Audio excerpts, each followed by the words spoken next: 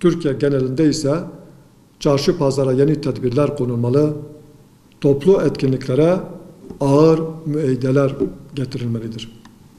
Hindistan'ın kuzeyindeki Ayodhya kentinde 16. yüzyılda inşa edilen ancak 28 yıl önce faşist Hinduların saldırısıyla yıkılan Babri Camisi'nin yerine yapılacak olan Hindu tapınağının inşasına başlandı.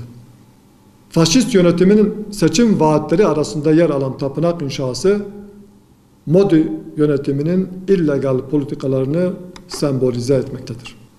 Ülkede ayrımcı politikalar Güneydoğu Asya'dan gelen Müslümanlar dışındaki tüm mültecilere vatandaşlık hakkının tanınmasıyla başlamıştı.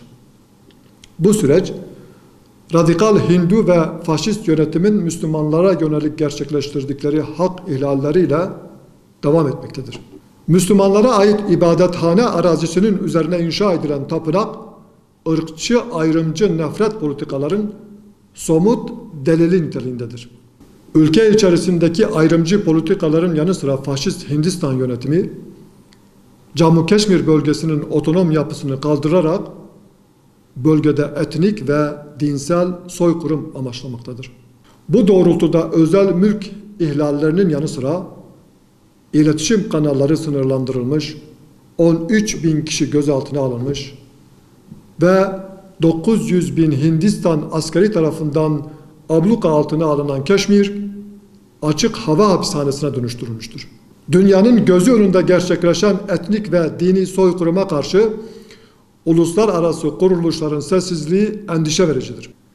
Cammu Keşmir sorunu ve ayrımcılığa uğrayan Müslümanları gündeme almaktan kaçınan İslam İşbirliği Teşkilatı başta olmak üzere tüm uluslararası kuruluş ve devletlerin hak ihlallerine karşı harekete geçerek faşist Hindistan yönetimine karşı caydırıcı yaptırımlar uygulaması gerekmektedir. 4 Ağustos Salı günü Lübnan'ın başkenti Beyrut limanında patlayıcı maddelerin bulunduğu depoda yangın çıkmış, ardından kenti harabeye çeviren güçlü bir patlama meydana gelmişti.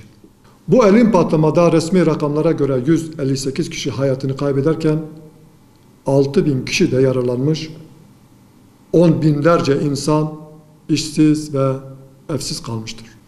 Bu vesileyle bir kez daha bütün Lübnan halkına taziye ve başsağlığı dileklerimizi iletiyoruz.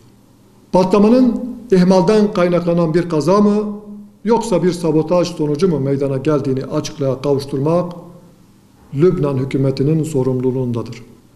Zaten siyasi ve ekonomik bir istikrarsızlık içinde bulunan Lübnan'da bu patlamanın ülkeyi yeni bir etnik, mezhebi ve siyasi buhrana sürüklemesine izin verilmemelidir. Aksine bütün parti ve gruplar aralarındaki ihtilaf ve sorunları bir kenara bırakarak Lübnan'ın birlik içerisinde yeniden ayağa kaldırılması için gayret göstermelidir. Fransa, ABD, Siyonist işgal rejimi ve diğer emperyalist güçlerin Lübnan'ı yeni bir iç savaşa sürükleyecek politikalarına prim verilmemelidir. Lübnan'da var olan ekonomik ve siyasi krizin nedeninin dışarıdan yapılan müdahaleler olduğu unutulmamalıdır.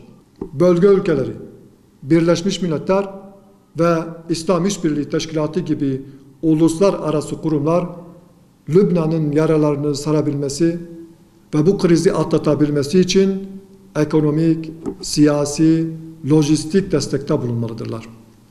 Unutulmamalıdır ki Lübnan'da ortaya çıkacak bir istikrarsızlık ve kaos ortamı sadece Lübnan ile sınırlı kalmayacak, bütün bölgeyi yeni istikrarsızlıklara sürükleyecektir.